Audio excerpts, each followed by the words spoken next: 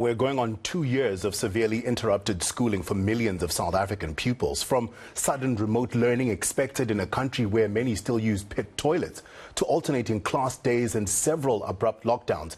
COVID's impact could chart a possibly unfortunate course for the school careers of too many young minds. Professor Mary Metcalf is an education specialist and former MEC in charge of education in Gauteng. Let's find out how we've done and, more importantly, what the future holds. Professor, thank you so much for your time. There are worries about unprecedented levels of learning time lost. Just how much time have students lost over the last 2 years? It is completely unprecedented and it's massive. If you look at 2020, you must recall that in about March, all schools closed and some grades only came back in August. There were some grades that were prioritized for an early return, but those grades that lost all of that learning time from March to August would have lost not only the opportunity to learn what should have been learnt at that time, but especially younger learners, they would have lost touch with the new learning that they would only just be beginning to master. So 2020 had massive impacts, and 2021, while we didn't have the same long-term closures and we lost fewer days, what we did lose is that in the majority of schools, learners were alternating attendance on a daily basis or a weekly basis. So for many of those learners, they were not learning at home, which meant that they lost half of the year. Now, to lose so much time for learning the complex set of knowledge that we require from learners in this modern age, there is definitely an impact on loss of learning. The international research is showing this to a frightening extent, and also South African research.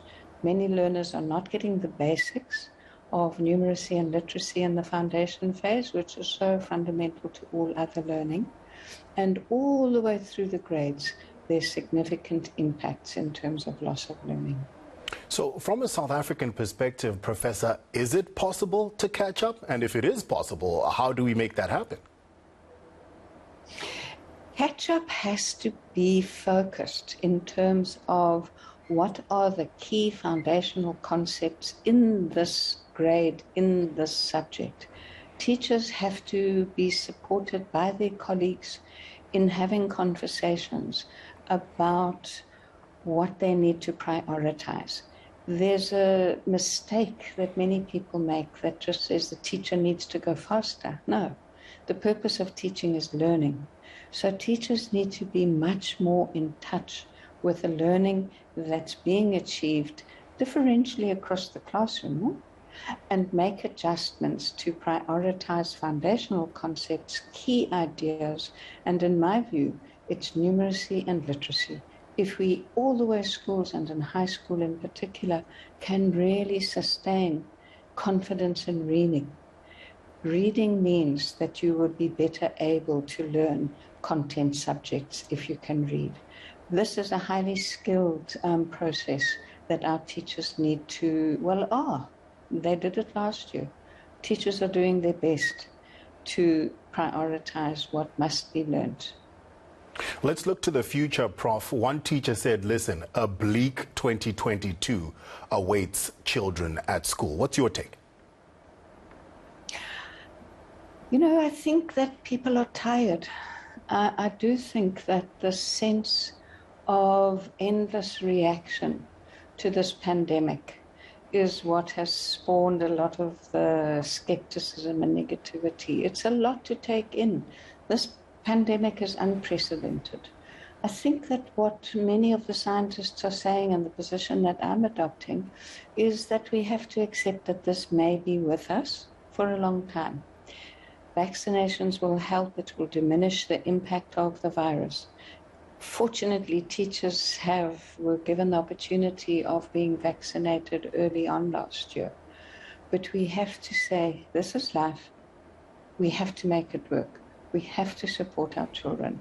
Our country depends on having capable, happy young people who feel that they can master learning and aren't dejected and despondent. We need to support our teachers so that they can provide that reassurance to learners.